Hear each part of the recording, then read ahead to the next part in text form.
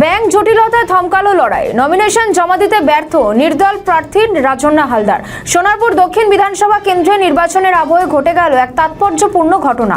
নির্দল প্রার্থী রাজন্না হালদার শুক্রবার বারুইপুর মহকুমা শাসক দফতরে নমিনেশন জমা দিতে গিয়েও শেষ পর্যন্ত তা করতে পারলেন না। ব্যাংক অ্যাকাউন্ট সংক্রান্ত জটিলতার কারণেই এই পরিস্থিতির সৃষ্টি হয়েছে বলে জানা গিয়েছে।